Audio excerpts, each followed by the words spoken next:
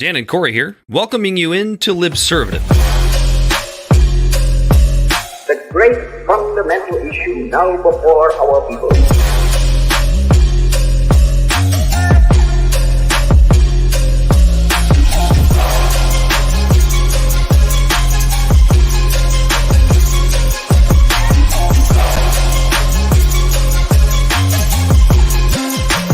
We, the people, cannot turn back.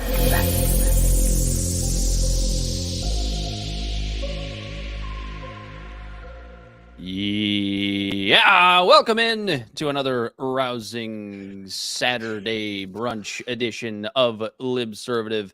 Bell the Bodysnatcher on the ones and twos. He, as always, is Corey Walsh. He's Dan Griffin. I'm just over here wiping the sleepies out of my eyes.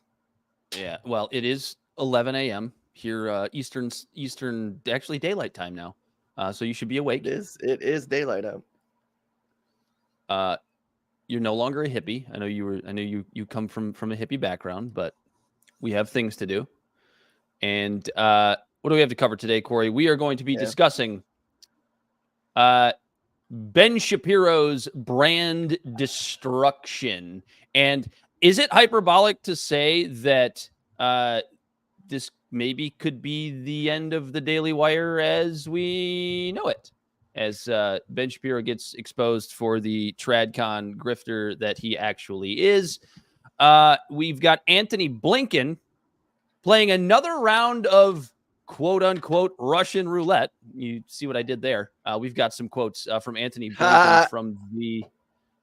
where were they? They were in, I don't know. He was speaking with the Ukrainian foreign minister, Dmytro I can't say this guy's name. Kuleba in Brussels at the NATO Summit. So this is going to be, you're not going to want to miss this. And we have Greg Abbott, the governor of Texas, showing, as certain right-wing governors have done in recent times, that he doesn't actually have any principles that we all hope that certain Republican governors will have. And embassies are sacred. And we've got some other stuff. But before we get into any of that, Corey, tell the people where they can find us. Libservative Podcast is found on all social media and podcast platforms. Our website is libservativeshow.com. We can be found at Libservative on Facebook, YouTube, and Twitch, Instagram and Twitter at LibservativePod. Our TikTok videos can be found at Libservative Podcast, and you can reach out directly at libservativepod@gmail.com. Subscribe today. Like, follow, share, all that good hubba-balub.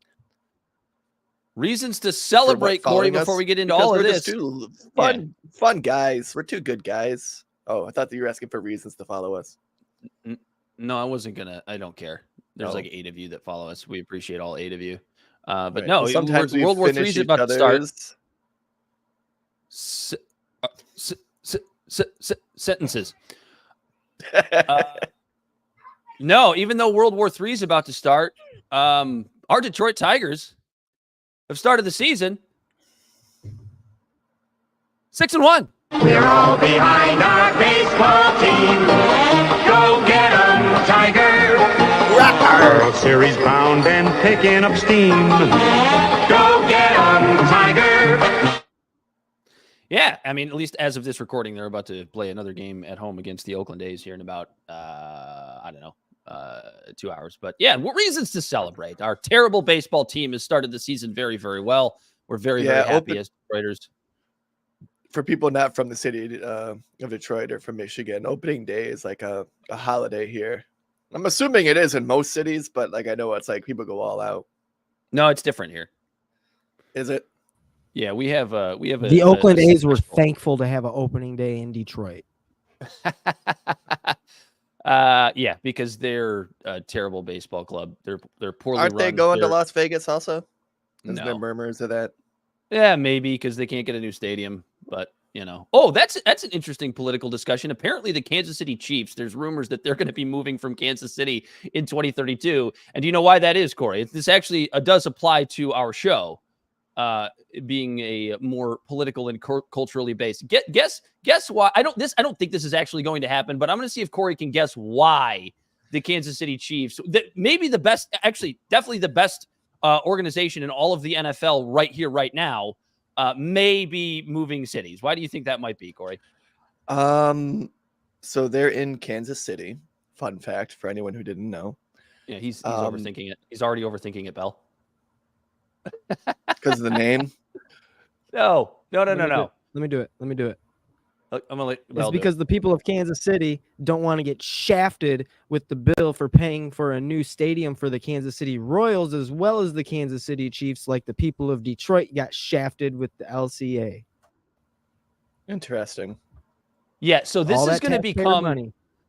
this is going to become a real thing in professional sports very soon, which is going to be owners threatening to change cities. I mean, it already happens, but I feel like it's going to be it's going to be ramping up and happening a lot more often because taxpayers are wising up to the fact that like these billionaire owners should not be asking for fucking public dollars to build new stadiums. And what they do is, and because voters have also caught on to the lie that when you build a new stadium, it brings more economy, it brings businesses in, it brings jobs, and it does, but the number of those jobs is so minuscule and so low paying. They recognize what this is. It's billionaires trying to utilize the government to not have to pay for their own goddamn stadiums. Wow, it sounds like our late stage faux capitalism we have here in America called now listen to this. corporatism and oligarchy. Not only that, crazy. What I've gathered that LCA has brought mostly is just parking lots. So yes, there's that. And well, that is a service hold in on, itself. hold on. Have you ever been down in the city? Oh yeah, that's true. But listen, if you look at the cost of these stadiums, they're getting up there now. How much was LCA? Like $3.5 billion or something? Yeah. What taxpayer besides the people who own it see any sort of revenue coming from the building that they invested in? It's a net loss. Yeah, the way they try to sell it is that, well, new restaurants will open up and people will come down and they'll go inside right after the games and things like that. And the Ilitch family, when it comes to Little Caesars Arena here in Detroit, promised to build a whole district. LCA has been up since what, 2018, 2017? I don't remember how long it's been. It's been more than a few years at this point. It's been long enough. It's all still under construction. Everything that they said they were going to build is covered with tarps and dug out dirt piles. It was always a lie. It always is a lie. Yeah, or some of the stuff that they said they were going to knock down hasn't even been knocked down yet. It's always a lie. If you're a voter, half the properties are blight. And voters went for this for a while because they didn't want to lose their teams. But I'm telling you right now, if every city in America just would like put a fucking stop to this, to where owners don't have a choice to move to a different city because that city really wants a football team or a baseball team, so they're gonna fork over the dollars to build the stadium or rehabilitate another stadium. And the stupidest thing about this is so many of these stadiums aren't even that old. Like teams used to play in stadiums for 50, 100 years. The and now Palace! it's like, the Palace of Auburn Hills, where the Pistons used to play, is a great example. Yeah. Well, Joe Louis Arena was a dump. It was our dump. I don't really. It wasn't the best place to go watch this. But not a bad seat in Joe Louis was a dump. The Palace was one of the stadiums that people building stadiums would go to get ideas for because it was state of the art. Yeah, it was state of the art, and it was knocked down because Tom Gores wanted to move the Pistons downtown. The Palace, it's a nightmare. It's ridiculous. It's stupid. But anyway, well, we didn't even plan on talking about that, but I'm glad we did. If you are going to place a vote for taxpayer money to go toward a stadium, vote fucking no. No. Yeah. These billionaires can pay for their have own the goddamn cash. stadiums. They're just looking for subsidies. Should we maybe take a crack at trying to investigate that in the lieu of Charlie Duff's recent sabbatical? Are we going to take over Charlie? Well, I feel like if we try to do Charlie's job, we're He's going to back start on social media. So is he? Yeah, he is. He posted. He had a birthday or something like last week. He posted something about it. But yeah, I don't want to start beating my wife, so I don't know if I want to start doing that kind of investigative reporting. He just drives him crazy. I think that's what happened. What did you learn this week, Corey? What did I learn? Bright Eyes in the house. He says vote no. Of course. Oh, of course. But of course. Goals. These idiots so what I learned on cable news. mean to play that. Sorry. So, have you guys ever heard of the Toronto Circus Riot of 1855? No, but it sounds like it just happened last week, if I know anything about Toronto and Canada. So it was an event in the city's history that began when a group of American clowns from the S.B. Howe's Star Troupe Menagerie and Circus got into a confrontation with local firefighters at a brothel. And the situation escalated when the firefighter knocked off a clown's hat and refused to apologize, leading to a brawl. The conflict quickly intensified, with the circus performers' tents being set on fire and many fleeing into the lake to escape the flames. The Hook and Ladder Firefighter Company arrived and joined the fray with axes, pikes, and clubs. The riot exposed the inadequacies of the police force at the time and led to the creation of the Toronto Police Force to ensure better public safety. It's just insane. Like, yeah, I read about these and like I learned about that one specifically this week. But I guess this is almost kind of a thing that like maybe like there are certain circumstances where government is needed. Like, for example, the fire department. I don't know if did you ever see the movie Gangs of New York? It's been a long time, but yeah, great. Remember the scene where the two firefighter companies are fighting each other in front of the fire while the building's burning? Because they were privately owned firefighters or whatever that was. That's how the fire department used to be. They were privately Yeah. owned, paid by insurance companies, but like the way it was set up and incentivized, it's just whoever got there first and put the fire out got the money. No, but I would So argue but I would argue that most of the time that's a good thing because it's going to incentivize firefighters to get to the fire really, really fucking fast. Not that they're not already. I mean, most city fire departments are pretty goddamn good, but still. Right. But what this would do is two different firefighter companies would come rushing to the fire, and yeah, they'd get there fast, sure, to put out the fire. But if they both showed up at the same time, they both wanted that cash, they would start fighting each other. Yeah, well, instead of the fire, and start beating the shit out of each other because they want to spraying each other down with their fire hoses. Yeah, this is back in the 1800s, but no. Well, what's interesting about that, Corey, you say it's back in the 1800s, but really it just sounded like San Francisco on a Tuesday. What you just described. So we need firefighters fight each other in San Francisco. Oh, the whole riot of like the firefighter knocking a clown's hat off that turns into a riot. Yeah, right. The metaphor and similes are not to be ignored. I would love to be a fly on the wall and see, like, I don't know, like I like to picture. I know it's probably not true. Like the firefighters probably didn't show up in full firefighter uniform to a brothel, and clowns probably didn't show up in full makeup to a brothel. But that's the image I like to pretend to see. But in San Francisco on a Tuesday, they would. I just liked it. The imagery of a bunch of scantily clad women running around covering their breasts, like as a clown guy is punching out a firefighter, and behind him another firefighter is coming in with an axe, and they're all completely dressed up in calling each other rapscallions and scallywags. Come here, clown! What did you say? It's just bullshit.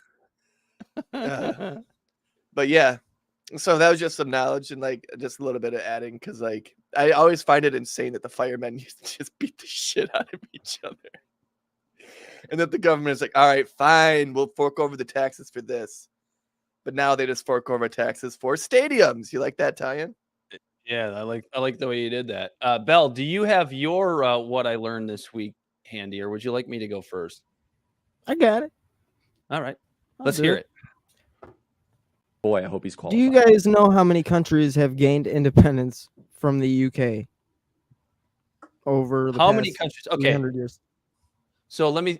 I think there's like I could be wrong about this exact number, but I think there's like 208 sovereign nations in the world, something like that. I'm gonna say at least half of those. I'll say 104. We'll split the difference. Wait, so are you saying like actual sovereignty, Bell, or do they still like pledge They have allegiance? gained independence, total independence from the UK. Because Canada Totally. still has the Queen on their money. I think Australia still does too. It's the indicator.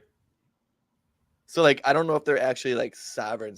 Are they considered sovereign? I Yes. think they're considered sovereign, right? Canada, But the land is still owned by the crown. Like I think in Canada, they say your land is still owned by the crown. I think Yeah, they pay a it's weird. certain tax, but I don't think that. I have no I idea. Maybe a Canadian can tell us how it works. Yeah. Oh, Canada. Well, they have clowns. They have clowns fighting firefighters. So Yeah. Well, in 1855, it doesn't matter. but even their national anthem doesn't take them seriously. Just Canada. Well, a total of 65 countries have declared independence from the United Kingdom or Great Britain, whatever you want to call it. I overshot it.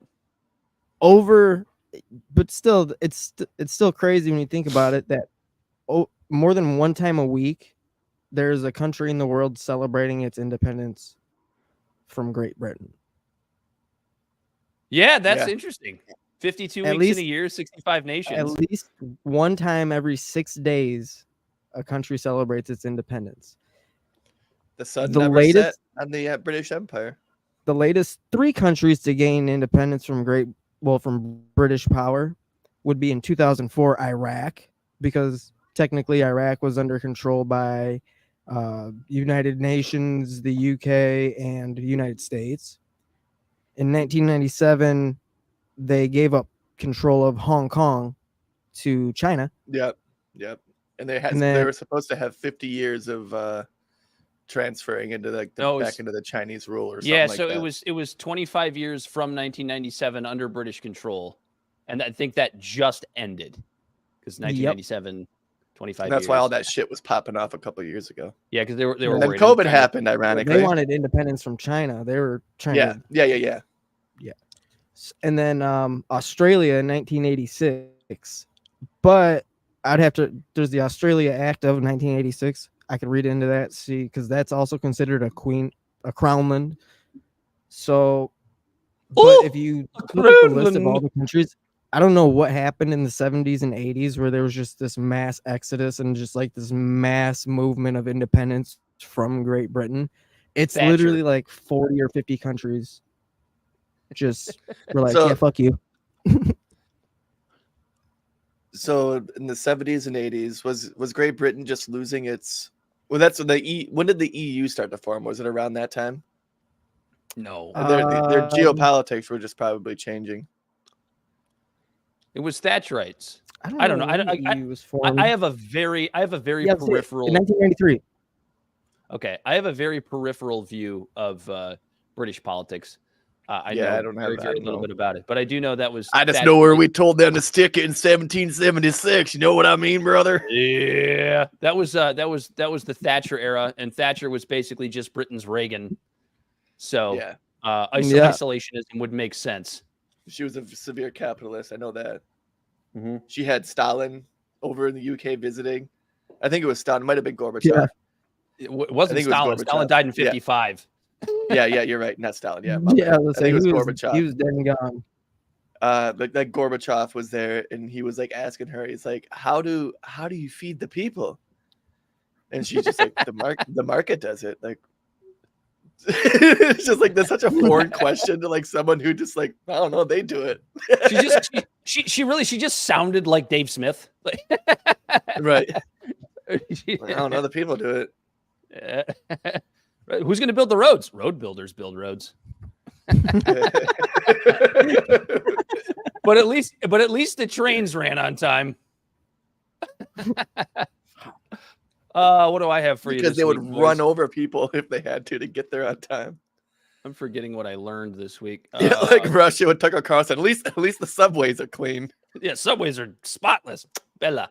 I learned this week. I actually kind of feel bad because I feel like this is like 3 what I learns in a row. Maybe I have a weird obsession going on right now that I'll get over very soon. This is like 3 what I learns in a row where I'm going to absolutely rip on the fucking trad cons, because what I learned this week is that the trad cons that shit on feminism, and I have issues with certain aspects of feminism. In other ways, I think it's helpful. But the ones that are just absolute staunch anti-feminists are the weakest, most impotent men in the entire world. And I'm talking about the story that came out this week of Shakira. I don't know if you've heard this. Shakira came out and said that her sons hated the movie Barbie because it was quote unquote emasculating. Now, who jumped all over that? The Tradcons jumped all over that. Ben Shapiro had something to say about it. I don't know if Matt Walsh did, but I'm sure he did. I believe there was a couple tweets from the Charlie Kirk types about it. And I looked at that and I went like, I don't really have an issue with Shakira saying that. I don't even really have an issue with her sons saying that movie makes them feel emasculated. But I don't know if you guys have seen, I saw this film. And if seeing this movie makes you feel emasculated, you were a fucking soy boy to start with. I'm sorry. You were an absolute weak ass before you saw this film, because this film, I actually enjoyed it. There was definitely some like annoying, unnecessary kind of gratuitous girl power moments of it, but it's a girl power film. Like, what did you expect this film to do? I'm sorry. The name of the movie is Barbie. Yeah, it's like it's not. But the thing is, if you actually pay attention, and since you guys haven't seen it yet, if you do decide to see it, I'm going to tell you to look for this. By the end of the movie, everybody in Barbie Land kind of realizes that like men or women running society by themselves is probably a bad idea, and there needs to be teamwork. Now, during the film, they do have these tropes that make men look stupid, but they do it in such a satirical way that you can tell it's exaggerated. And this is the problem that these Tradcon types have with any sort of cultural moment or cultural movie. They take everything they see in it and take it as if it's literal. It's a satirical film. It goes back to the Scooby-Doo or the Velma series. You remember the Velma series? Mm-hmm. Although Mindy Kaling was just at some event. I can't remember what it was that it was the fucking Biden, Obama, Clinton thing. Yeah, and Stephen Colbert hosted it. And my thought was this, like, did she go into that? Like, I can't tell if Mindy Kaling's trolling. I really can't. Right, because really I guess a part of her speech, she said something about never been around so many rich people or something like that. Yeah. It's so good to be around so many rich people. Yeah, so it's like, yeah, maybe Velma was a psyop. Maybe you were right, that TikTok video you made way back when. If it is, I can't wait till she comes out and talks about it. That's pretty good. But well, yeah, the true troll never does. That's like Andy Kaufman. The Andy Kaufman was so good at it that people still think he's alive. They think his cancer bit was a joke, and they're waiting for him to come out and go ta-da. Brilliant. Absolutely brilliant. So yeah, if you actually are offended, that's the other thing about this, right? So you have the Tradcons coming out and talking about how it's Barbie's a horrible movie, almost it's offensive to their manhood, and I look at this and I look at again, that and I go, it's about girl dolls, Barbie.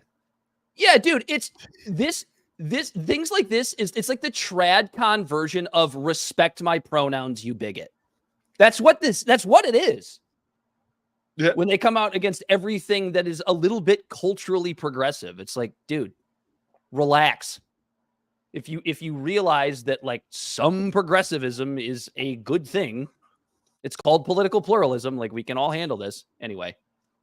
That was my rant. I'm gonna try and come up with one next week that isn't shitting on the Tradcons. I'm just like really focused on them lately. I'm sorry. You get hyper fixated. I do a little bit. Yeah. Speaking of Tradcons, you ready to move on to this fantastic update? Ben Shapiro's brand destruction. So we talked a little bit about last week about Ben Shapiro on the Daily Wire parting ways with Candace Owens, and Ben went on a publication and a platform are two different things. That's what we're about to get into here. He went on Dave Rubin's show and finally said the quiet part out loud. He probably should have just kept his mouth shut. If you're living under a brick and you haven't heard this yet, I got a little thing to play for you here. I think this is the right one. I should have these things ready, and I never do. Here we go. Here we go. Here we go. But, I got you. I'm here. We're here. We're here. All right, so let's do the elephant in the room for just a moment, because I saw you this week on Piers Morgan. He asked you repeatedly about Candace. You repeatedly basically said, I won't talk about that. Want to talk I'll say about that here too. Yeah, and that's fine. And I'll say that here too. We're not talking about it. They came up together to different extents, and we've all done a Look how million skinny his jeans are. public events and networks and all those things. It seems to me that at this moment, But Barbie she's was now offensive. a free agent. She happened to end up on Locals, where it was That's fucking offensive. We're a platform, not a publisher that you guys are. Oh, An ad for here we go. We got Can you That's- at least talk that- For the about Barbie wait, jeans pause it he's real wearing. quick. sort of where Wait, an pause ad it for real quick. genocide. Yeah. The idea that they played a pro humanitarian ad during Ben Shapiro. The irony is not lost on me. Yeah. You know YouTube did that on purpose. Sometimes where the it's at algorithm. now. She's not with you. She's free. She's free to and- do and- whatever she wants to do, to be wherever she wants to be. And the difference He between freed the a publisher like black Daily woman. Wire and a platform like Locals is obviously that a platform should have a very broad damn range it, of I'm speech sorry. that it allows, including speech that Low-hanging maybe fruit. even the creators don't believe is inside what they would consider to be the Overton window. It's a very different thing than direct subsidization Not using the of term Overton window particular correctly. opinions. The Daily Wire would not have a host, would not pay a host who was staunchly pro-abortion. They'd have no obligation to pay a host who is staunchly pro-abortion. And so when it comes to the hosts on the Daily Wire, obviously everyone is able to say what they want. Nobody ever comes to me and says, you can't say X. Nobody ever says that to Walsh. And no one ever said that to Candace. But the reality is that there is an Overton window at the Daily Wire. Obviously, there was a non-meeting of the minds. That's pretty much all I can say on this. And, you know, Meeting of the a lot mindless? this has happened publicly.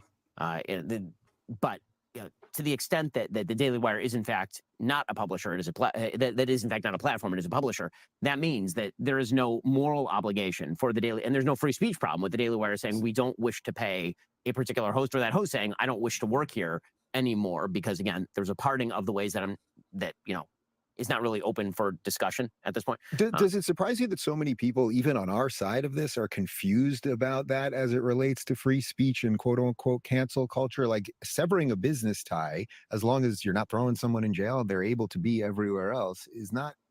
I'm Cancel not super culture surprised at the for the- controversy, yeah. honestly, because to a certain extent, I think that there's Will been you a pause it again? reaction on the right to the excesses of the left. So Yes. because what the left did is they said that the Overton Right after window this. ought to be closed so tight that no one can get inside the Overton window. Basically, if you're to the right of Hillary Clinton, you can't be allowed inside Welcome the to Overton my window. world, Yes, brother.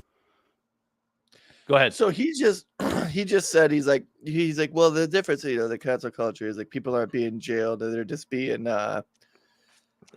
let go from a business tie. That is literally the same fucking argument that the liberals were using. Well, I will say this. It's a little different in that, like, what they mean by cancel culture, and this is an issue with right-wing pundits right now anyway, is that cancel culture is already kind of dying off.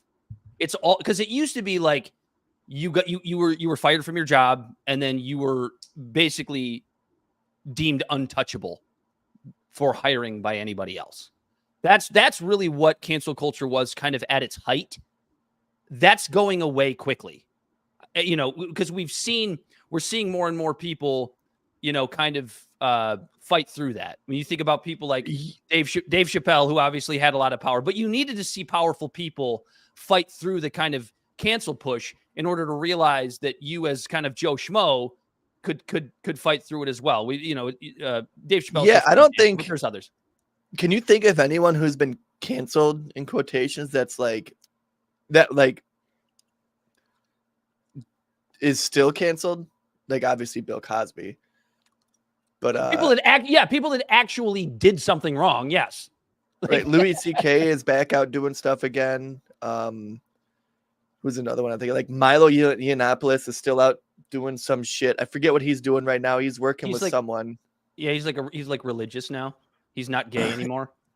Yeah, there was that not Jordan Peterson. There's another, I think his name's maybe Jordan Richardson or something Richardson. I think he was like that Nazi. But now he's like Richard Spencer. Sorry, Richard Spencer. Spencer.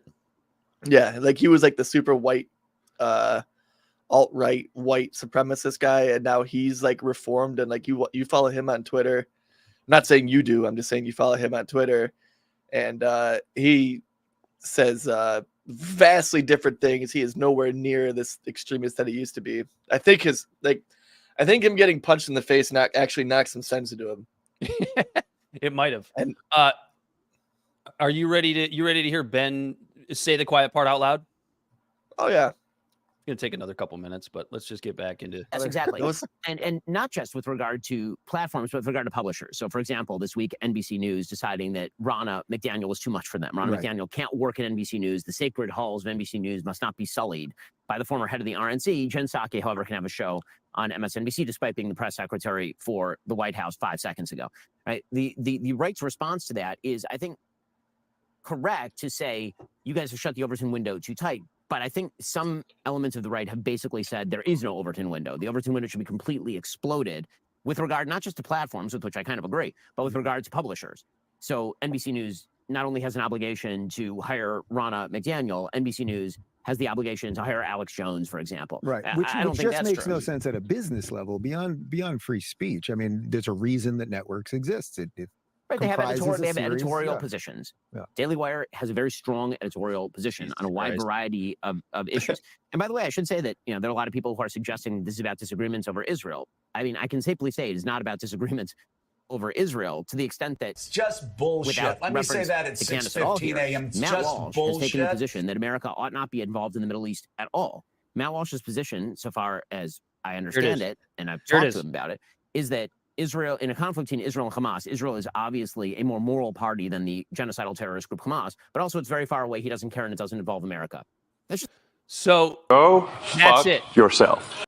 That's it. He just said what the line is to remain employed at the Daily Wire if you are if you are having, I guess, outside opinions from Ben Shapiro about Israel and Gaza. And I have to give credit to Glenn Greenwald. I believe it was Glenn, because he pointed this out first. And it made me go back and watch this video again and really kind of consider it, which is that Matt Walsh said that Israel has the moral superiority.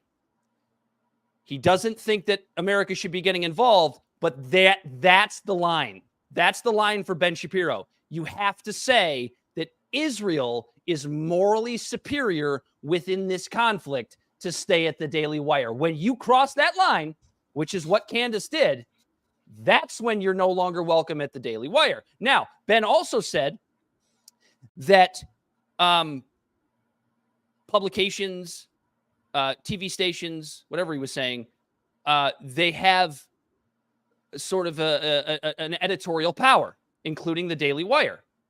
And there is an Overton window at the Daily Wire where there are certain views that the Daily Wire shouldn't have to continue to employ the people that have those views. Here's the issue that I have with that. And here's what makes Ben Shapiro a fucking hypocrite. How much time did Ben Shapiro and others at the Daily Wire spend shitting on the New York Times for forcing people like Barry Weiss out for having views that they disagreed with? And Barry's just one example. There are many others. So this is what happens when you sit there and you make free speech the essence of your entire brand. And then turn your back on it. Your values get exposed so fast. And you and I are for free speech, but we don't make it a huge part of the identity of this show. Nope. And that's kind of where I was going to go next with this. Is like, and if you remember me bringing this up, it's funny, before even the Candace Owens thing, I was talking about on how the Daily Wire, they've cubbyholed themselves with the listening base and things like that. And a lot of these different podcasts are doing this because whereas we in our show, when we're wrong, We were like, oh yeah, fuck, I fucked up. That was a fucking idiot for thinking that. Like, what the fuck was I thinking 2 years ago? You know, things like that. We enjoy being wrong. Being wrong is right, a good thing. And like we're growing through this as we're doing this podcast. Like our views today are a little bit different than they were when we first started this podcast a couple years ago. And what the Daily Wire does is they double down. And if you remember a couple months ago when the UFO shit was coming out, and I was having this same conversation saying how it sucks for them that they've cubbyholed themselves, you know, into like one little sector of a base, to where when Matt Walsh was talking about aliens, the whole comment section was filled with people going, I can't believe you're saying this. I believe in the one true God. These aren't aliens. Maybe they're angels. Like all of these different things. Then people were saying that stuff. And it's like the guy can't even talk about what he wants to enjoy talking about now because he's catered to a certain base. The demographic they chose is narrow and they're grifting off of it. And the reason why I'm saying they're grifting is because of the fact that this thing now with Candace Owens did not fit into that cubbyhole or that Overton window that they had, that they never ever mentioned before until right now, by the way. And then they fired her, and it blows up in their face because you're saying one thing and then you're doing another. And it's the same thing like when you said the Shapiro's brand destruction. That's exactly what this is. It might not destroy them, but this is equivalent to the Bud Light thing. When Bud Light, yeah, I would agree with that. Absolutely. Who's Bud Light, whose demographic was just a bunch of, you know, middle-aged, young, you know, college kids who are just drinking beers and hanging out with the boys and doing stupid shit. They turn around and try to make it more of like a cosmopolitan type drink. It pisses those guys off. And they might not even be homophobic, but now they're not going to drink that beer in front of their friends because their friends are going to make a joke out of them about being a homo. I don't know if that worked allowed on the show. Yeah, drinking Bud Light must be a queer. Right, exactly. Like, you know, like guys aren't going to drink it just because of the fact that someone might harass them for it. They don't want to get harassed for it. Yeah, and that's when you make your entire I shouldn't say it's not their entire brand, but a huge part of their brand about free speech, you always know that that's going to come back to bite you as soon as your pet issue, what's Ben Shapiro's pet issue? Obviously it's Israel. Right? That's his pet issue. Don't say the wrong thing about my pet issue. And that's one thing that I think I take a lot of pride in the show that we do. I don't think we have any pet issues other than liberty and shrinking government. That's kind of our pet issue. And even those things, like as evidenced by this very episode in the beginning, I was talking about how there might be circumstances where expanding government might be okay, like public, making the fire department public. I would probably have we have no hills that we die on. We don't really have any hills that we die on. And the longer and longer this war goes in Gaza, I mean, if you can really even call it a war. So like the way I look at higher this, anti-Semitism and support for Israel is going to be diminished. I was going to go more with like the waning support for Israel because like I was thinking about this morning, and I was like, all right, let me go back to like October 8th, October 9th, October 10th, and like think about like where I was and where the world was, you know, at that point.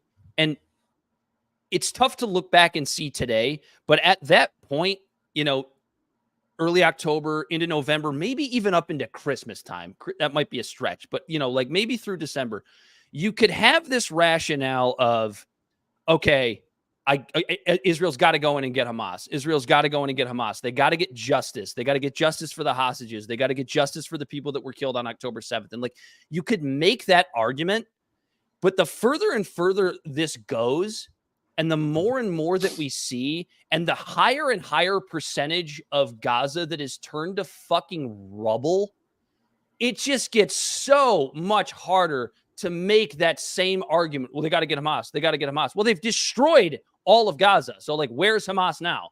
You're going to chase them around the rest of the globe? It looks more. Actually, only 35%, Dan. What the fuck ever. 35% of however, I don't remember how big we said Gaza was, but it's like 6 square blocks of New York City or whatever the fuck it is. Doesn't matter. You get what I'm saying though. The further and further this goes, I'm just harassing you. The more and more the argument of like when does seeking justice become revenge? Just retribution. And the ethnic cleansing that they're being accused of. Like when are you finally going to cross over that line? Is it when 100% of Gaza is destroyed? When are you going to reach that point? Like it's like you know what? And you can even give Israel a benefit of a doubt, right? It's like, okay, no, they're not specifically targeting Palestinians, right? Just everywhere they're targeting happens to be full of Palestinians. But dude, I can't remember who brought this up, but it was a great point. I wish I could. It's one of those situations where I wish I could give credit, but it's like, imagine if like the city of Boston was taken over by a terror group, right? And they were building tunnels and hiding in hospitals and hiding in schools, and the American government just started bombing the shit out of the city of Boston.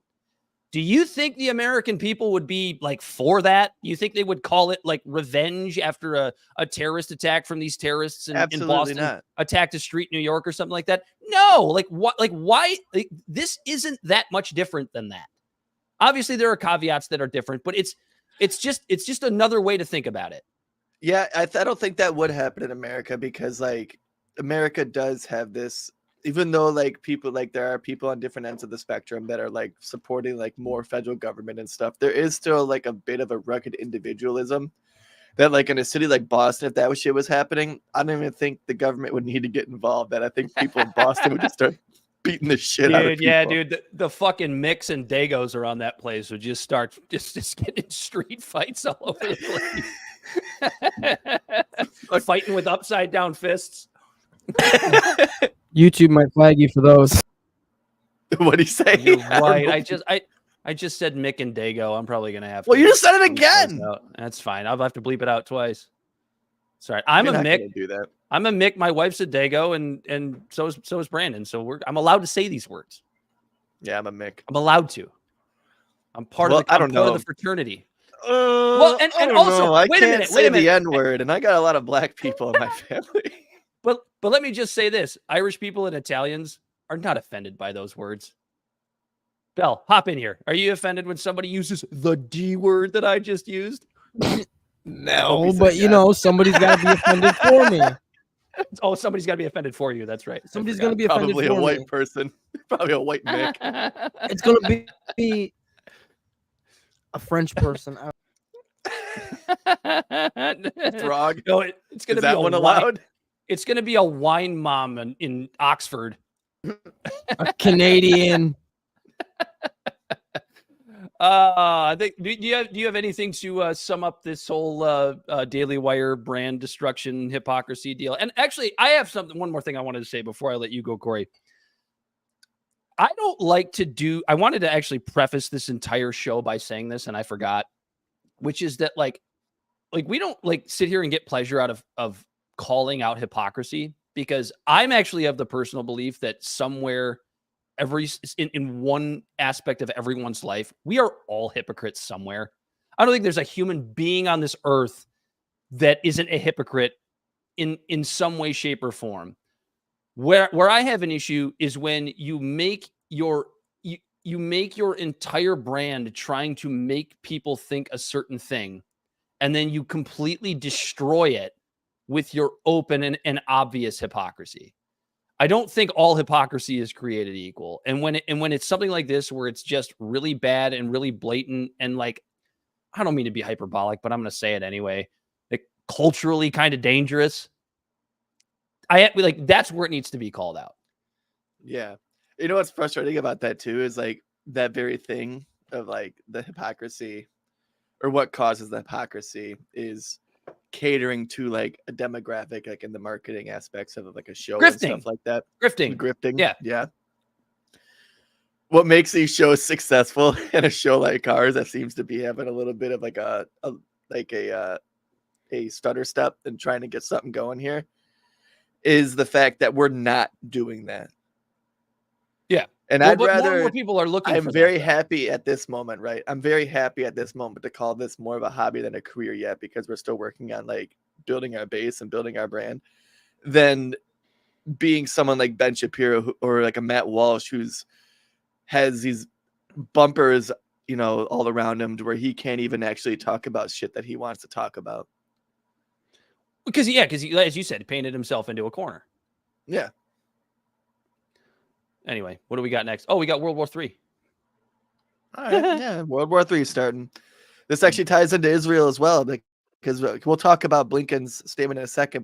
But what he said with the statement that we're about to say. Actually, you know what? No, let's start with that, because it adds context to what I want to say.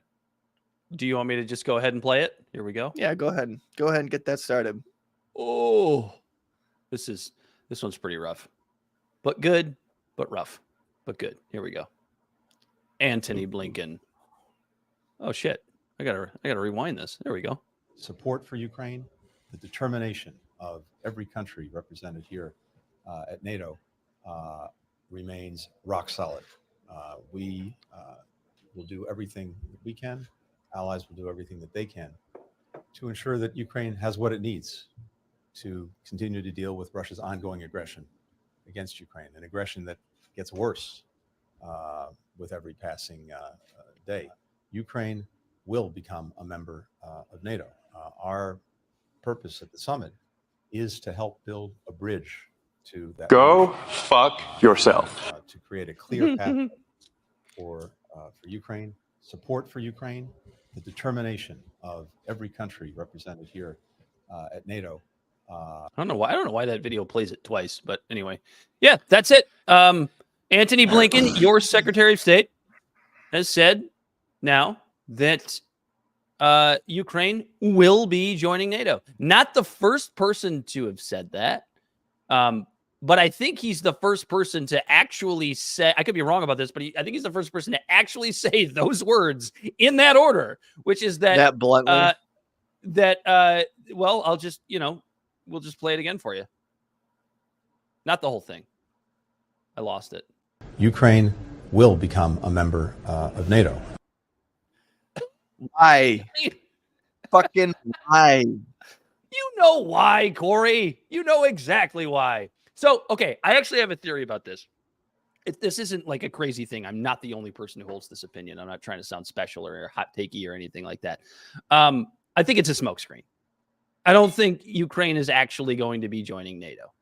I think this is a way for the United States government, particularly the Biden administration, to continue to hold Ukraine hostage, to stay in a war, to quote unquote weaken Russia, and on top of that,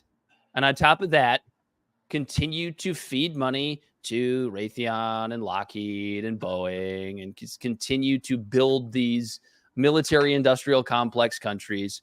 The question is, if that's the case, at what point does Ukraine finally turn around and go, "You're full of shit"? DJ Hanish just said that's a big drink. So it's a brunch special. So what I do when I start off is beer mimosas. I pour orange juice up to here, add beer, and then when I drink more, I add more beer. I was going to say yours appears to be a lot more beer than mine. Mine's very orange juicy. It didn't used to be, and then I just keep adding beer to it. The rest of my day is fucking shot, Dan. I ain't doing nothing after this. Anyway, what do you think about this? Because I think it's a smokescreen. I don't think Ukraine's actually going. You think it's like a carrot and a stick to try to keep Ukraine still doing it? Because I'm sure that people in Ukraine are kind of like, all right, we need to figure out a peace deal here.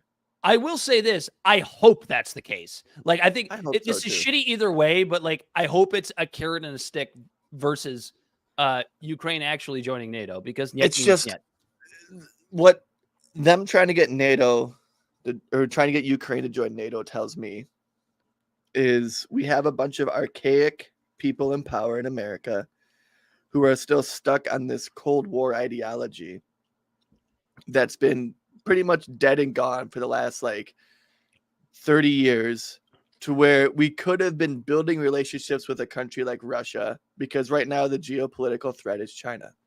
But instead, this baggage has kept us keeping Russia at arm's length and kind of being assholes to them at every chance we get to get this weird upper hand on a country that is virtually nothing more than a gas station with nuclear weapons, with still a decent industrial base, as evidenced by the fact that they can still produce arms and Ukraine has to rely on everyone else. Did you just use the NBC rhetoric of a gas station with nuclear weapons? With Russia? Well, I also just said to Tucker. Well, they have clean subway system. Yeah, at least the trains are on time. But no, I'm sorry. The guy said I'm thinking Ukraine is a carrot or a stick. No, we're using the carrot on the stick of NATO for Ukraine. You have to finish reading it. It says, but my fact checking actually comes back with, quote, it's a country.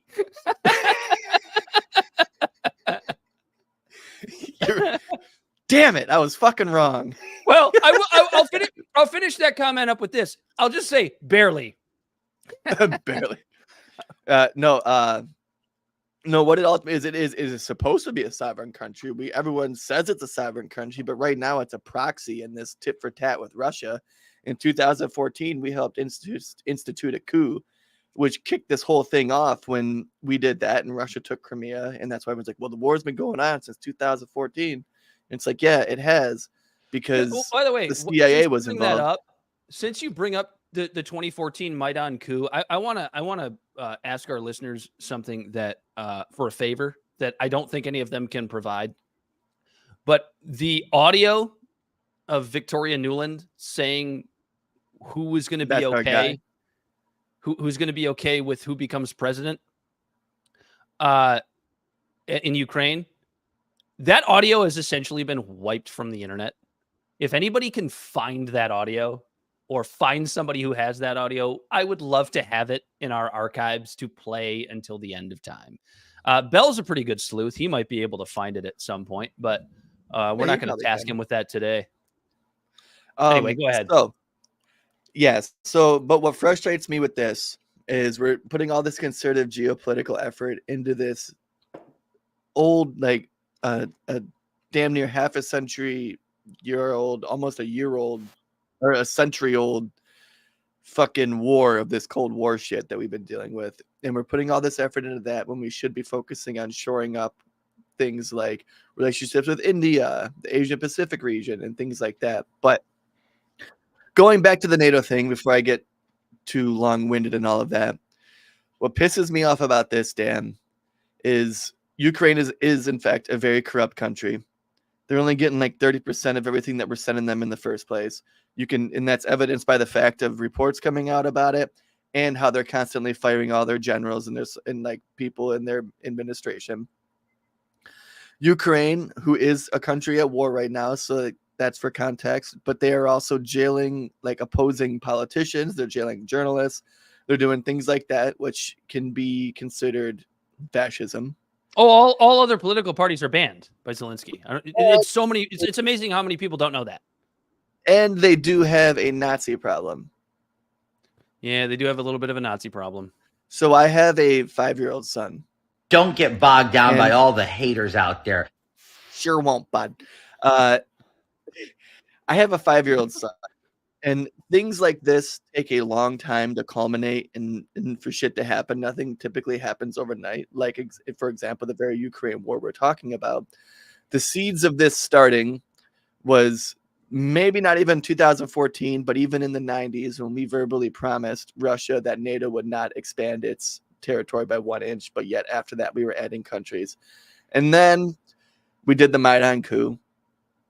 And now we're saying we're trying to get Ukraine into NATO, which was one of the very things Russia said they were invading Ukraine over. It's just Putin's. It was Putin's red line. And so this stuff takes years. In 13 years, my son is going to be 18 years old. And I'm sorry, but I don't think that I should have, like, if shit hits the fan, I don't think my son should be going to war for a country that's thousands and thousands of miles away, that is corrupt, does not really uphold democracy like they claim to, and has a large swath of Nazis in it, dude. I don't think that I want my son to go there and in the very least come back with PTSD if he's lucky. What like Ukraine wasn't even fucking talked about until this happened, and now all of a sudden they're one of our allies, and it's like, dude, before 2 years ago, I would venture a guess. This is just me throwing a number out there. I would venture a guess that I'm not going to go. I'm not no, and so DJ Heinous, do not misconstrue what I'm saying, that because he goes, unlike Russia, which has no problematic fascists. All I have to say is Navalny, and you'll understand that. No, Russia is just as bad, but we don't need to defend. We don't need to one fascist state from another fascist state. Fascists into our ranks to combat fascism. What I was going to say could even be said that about Turkey or Finland or Sweden or half these countries in NATO. I would venture a guess that 3 years ago, I'm going to give the American people a little bit of the benefit of the doubt. I'm going to say 89%, not 90, but 89% of Americans could not point to Ukraine on a blank globe. And we also do have problematic fascists here as well, DJ Heinous. And Dan, you're absolutely right. People probably could not point it out. But he goes, my bad. Unlike the U.S., which has no problematic fascists. Nope. We had the last 3, I would say even 4 presidents were arguably fascist when it came to Biden with his ministry of misinformation and trying to mandate vaccines on people and trying to what was the other one that he was doing? I lost track because I was immediately trying to think of something that he did that would make it more unbiased, because he did shit. How about his whole career? Let's go back to the 1995 crime bill. Yeah. Or even Obama allowing propaganda through the NDAA Act to be construed on Americans, or Bush with the Patriot Act, or going back to Clinton with the crime bill, all of that kind of stuff. Yeah. Isn't it interesting that since Trump now, George W. Bush is like a weird hero of the Democratic Party because he's anti-Trump. Dude, the Democrats love fucking how it Trump. goes. They love Trump so much because then they don't have to talk about policy. They don't have to talk about how they're going to better people in America. All they have to do is say orange man bad, Trump bad. We have to. And I don't even like Trump. I fucking hate Trump. But it's insane to me that you're seeing city council campaigns and fucking school board campaigns running on the idea that they don't like Trump and not running on how they're going to make the education for our children better or make the streets in my city safer or better. It's just absolutely insane to me. And Democrats don't want people to know that they love Trump. And it's evidenced by the fact that every time Trump's in office, the Republicans lose the House, they lose the Senate, they lose all that shit. They lose everything else all the way down the ballot. You say every time, but he was in office for once. But I mean, every time there's an election while he's in office, I guess is what I should have said. Anytime he's involved in an election. Yeah. Because there are people that they're grifters. Like, this is the thing, is like, sometimes I think that we've kind of gone off on a tangent here, but that's okay. Like, some days I think the American public as a collective is so fucking stupid. And then other days, I think it's actually way smarter than we give it credit for, right? So you have Trump, who has who obviously won in 2016, who was 40,000 votes across 6 states away from winning in 2020. He's got a very good chance of winning again this year. But also, you have the people that try to the tangent generator. That's absolutely. But you have, you know what I'm talking about though, Corey. Like you have like the people like Carrie Lake. You have people like Marjorie Taylor Greene's not a good example, but you have these. No, what I was going to say is you have these grifters that try to emulate Trump, and they all lose. So it's you have Trump having getting elected once and having a very good chance of getting elected in 2020 and having another very good chance of getting elected in 22, in 2024. But every time somebody tries to play the Trump game in any other area of politics, people see right through it. They know that it's fake. Have they know that that it's spunk phony. that Trump has. Yeah.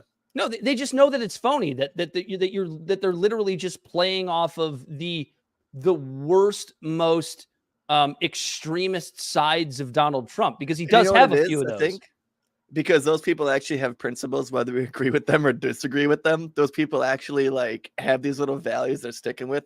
Trump is 100% a populist. He is nothing more, nothing less.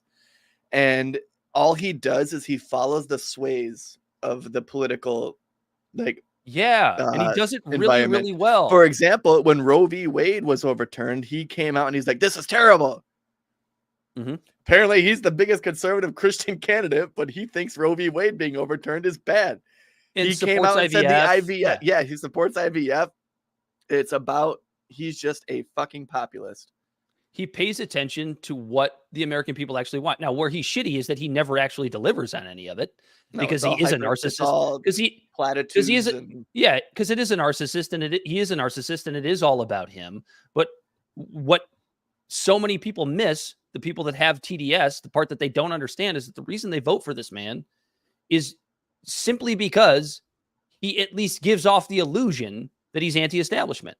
Now, he isn't in a lot of ways actually anti-establishment. We talked about how he didn't drain the swamp. We talked about, how he had most of the same types of people in his cabinet, Wall Street folks. So he doesn't actually do what he delivers. But like, if you just pay attention to the reasons why people vote for this man, the reasons why, like, that's what's important. If you just paid attention to that, you might actually be able to drive him out like you want to. But all they're going to do is talk about how he's going to, how he's going to turn us into a fascist state and all that bullshit. Anyway, go ahead, Corey. Do we have anything else? No. I mean, I know we have more to talk about. Yeah. What else? Oh yeah, we had to talk about Greg Abbott. You want to talk about another politician without actually having any principles? Greg Abbott takes down the First Amendment and continues to support a larger government. So I'm just going to give you the synopsis here real quick. Governor Greg Abbott recently, who is the governor of Texas, by the way, for those who didn't know, Governor Greg Abbott, did I spell his name wrong? No, I spelled it right. Governor Greg Abbott recently issued an executive order aimed at combating the rise of anti-Semitic incidents within colleges and universities across Texas. The order seeks to uphold a secure educational atmosphere for Jewish students and all residents of the state. And here are some of the key points of the executive order. Number one, review of free speech policies. All higher education institutions in Texas are required to review their free speech policies. The review aims to establish appropriate punishments for anti-Semitic rhetoric on college and university campuses. So why is that against free speech, Corey? You know the answer to this question. Yeah. Do I? Yeah. Who decides? No. Who decides what's? Yeah, I know. Who decides what's anti-Semitic rhetoric? Because all right, good. I'm glad you said that, because that's actually, as you're reading this, that's what I was thinking. It's like, what exactly is anti-Semitic rhetoric? And who decides? Criticizing the Israeli government, because that's pretty much like what is being considered the rise of anti-Semitism in America right now. And that's really all that I see. I don't see any sort of influx of people sharing the weird tropes of horns or tails, or saying that we need to make people wear yellow stars, or saying we need to put people in ghettos or anything like that. All the what is considered anti-Semitism is calling Bibi Netanyahu and his administration pieces of shit. Is that anti-Semitic? To some people, to Ben Shapiro, it is. To Greg Abbott, it is, apparently. Because like, it's just insane to me. And like, why is it always going in the wrong way? Why does he want to add on to the whole safe space thing that's happening on the college campuses? Why not like demolish or get rid of this stuff in general? Like speech and is how just many speech. and how many people that voted for Greg Abbott were making fun of in 2017 colleges putting in safe spaces for Black students, Hispanic students, LGBTQ students, right? But now somehow it's okay. how somehow we have to do it, because there's this weird part. And this is the issue with, like, again, I'll talk about the tradcons again. This is the issue with, like, the tradcon Christian types. The reason, because people go, why the fuck are they so supportive of Israel? It doesn't make any sense. Like, they're not Jewish. And the real reason is, if you have some semblance of a grasp on what certain factions of Christianity believe, basically Israel is Jesus bait at this point. They want Israel to be a Jewish state so that when Jesus returns, he goes and he, forgives all the sinners or kills all the Jews. It just depends on what form of Christianity you're actually believing in. It's like the Jewish community did kill Jesus, but like 2,000 years later, they're like, they're cool. Yeah, they need Israel. They need Israel as Jesus bait. So there's another Beer Mosa tangent. Anyway, the next thing within this executive order is enforcement of policies. Institutions must ensure that policies addressing the sharp rise of anti-Semitic acts are enforced effectively. Again, what's an anti-Semitic act? Who decides what an anti-Semitic act is? Is me saying, Bibi Netanyahu needs to be removed from office? Is that an anti-Semitic thing? Would I be held accountable if I went to a Texas university for saying something like that? If I said that Israel indiscriminately bombing Gaza is a huge problem, is that an anti-Semitic thing to say? Because, and it sounds silly, but like, to some people that is an anti-Semitic. Yeah, you're supposed to unequivocally just support what Israel's doing because of October 7th, because a lot of people for some reason think that the history of Palestine and Israel and their contentious relationship started on October 7th, which isn't true at all. The third key point from this executive order: definition of anti-Semitism. The definition of anti-Semitism must be included in free speech policies to provide clarity and guidance. What the fuck are you talking about? Right. And you can't, well, how can you use the word free speech in that? It's just insane to me that, like, it's right. Like, it's and the fact that we even have to talk about this, like, this could even be considered like anti-Semitism, because it's like, how the hell are all these Republicans about to freak out on any other minority group or any other ideology when they're asking for like a safe space in their college campus? And Republicans are like, oh, you're just making yourself soft. This participation trophy generation. And this and that. Right. But then when Jewish people want the same thing, they're like, oh yeah, sure. And it's just mind-boggling to me that, like, how these actions can't, or like how they don't see these actions being the root of a rise of, like, an anti-Semitism. It's just like how there was a rise against BLM and a rise against the trans communities, because the government gets involved. The government gets involved, puts them on a pedestal, and says that they're untouchable. Trans people have been around for a very, very long time. And it wasn't until recently they've been attacked viciously by different sects of our country because of the fact that they're being put on this pedestal and becoming a protected state. Right. And the we're BLM movement, hold on. DEI and all that stuff. Hold on, I'm on a little tangent. Yeah, go ahead. The BLM movement and the DEI and all that stuff. Racism was, like, you look at trends of when people were asked, like, what the state of racism is in our country, it was trending down from, like, the 70s until, like, 2012, where people said race relations in our country are better. And then the othering and the putting on political identity shit, all of that stuff being put at the forefront in our society, race relations have now been seen as trending downwards instead of upwards. And now we're doing the same exact thing again with the Jewish community. This isn't going to help the Jewish community. And me saying this isn't anti-Semitic because I have Jewish friends. I don't want to see them being othered. Is that like saying I got black friends? I'm not racist. I have black friends. Well, no, and I have friends that are trans. I have friends that are black. I have all these friends in all these other communities. And that sounds a lot better than me saying I don't have any friends. It's just bullshit. And so what I'm saying is you're politicizing all of this shit. And it isn't helping these communities because you're politicizing it. Yeah. So I look at this effort to have, like, a legal definition for whether you're Greg Abbott, who's a Republican, or you're a leftist, trying to have a legal definition for hate speech or a legal definition for racism, or what Greg Abbott's trying to do here, having a legal definition for anti-Semitism. You can't do it. It's impossible. It's impossible because what I might view as anti-Semitism is very different from what the person across the room might view as anti-Semitism. Like, you can't have free speech and try to come up with legal definitions for these terms and put them into law, which is everything that you were talking about with DEI and the like. So I'm going to go on with Governor Abbott has taken significant action to bolster security and combat anti-Semitism across Texas. Some of these measures include, these are great, especially the third one, Corey. You're going to love this. Distributing over $4 million in grant funding to 31 Jewish organizations to support security enhancements.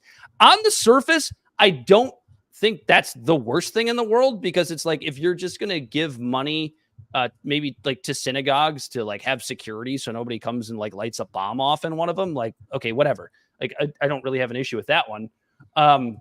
Directing the Texas Department of Public Safety to coordinate with local partners and federal intelligence agencies on heightened public safety measures. Again, what the fuck does that mean? This is my favorite one. You're going to love this one. Issuing an executive order directing all Texas state agencies to refrain from purchasing goods produced in or exported from the Gaza Strip. And I read that and I just went, what the fuck are they going to import from the Gaza Strip? Rubble? Human entrails? This one is just, that one just absolutely made me, in a very morbid way, start laughing. Let's start let's start bringing in the dust, the ash to fertilize our soil in Texas. And the last one is bolstering education resources to increase awareness and understanding of the Israel-Hamas war for Texas students. What is that? Bolstering propaganda. Bolstering propaganda. That's what that is. The free speech advocate, Governor Greg Abbott of Texas, is shitting all over the First Amendment with this executive order. Yeah. For a pet issue. That's it. Do you have anything to add? No. I don't. I just don't. Do we have anything else we wanted to cover? I mean, we didn't cover the bombing of the Iranian Embassy in Syria. Or Ecuador sacking the Mexican embassy in their country. Should we save that one? We can if we want, if we ever get to it. Yeah, I think this has been long enough. Why don't you tell the people where they can find us, Corey? Hey, okay, Dan. The Libservative Podcast is found on all social media and podcast platforms. Our website is libservativeshow.com. We can be found at Libservative on Facebook, YouTube, and Twitch. Instagram and Twitter at LibservativePod. Our TikTok videos can be found at Libservative Podcast, and you can reach out directly at libservativepod@gmail.com. Subscribe today. Thanks for the interactions in the chats during our live stream. It always makes the conversation a little bit more fun. Go ahead and listen to some of the other podcasts. I know on Twitch and stuff like that, it's only like one or two videos, but most if you don't expect you to share it. What's up? Most importantly, we're all behind our baseball team. Go get 'em, Tiger. World Series bound and picking up steam. Go get 'em, Tiger. Anyway, go Tigers. Go get 'em, Tigers. So bad. Bell the Body Snatcher, as always, on the ones and twos, and he has been Corey Walsh. And he's been Dan Griffin. This has been Libservative, intellectual idiots fostering political and cultural literacy. And until next time, we are out of here.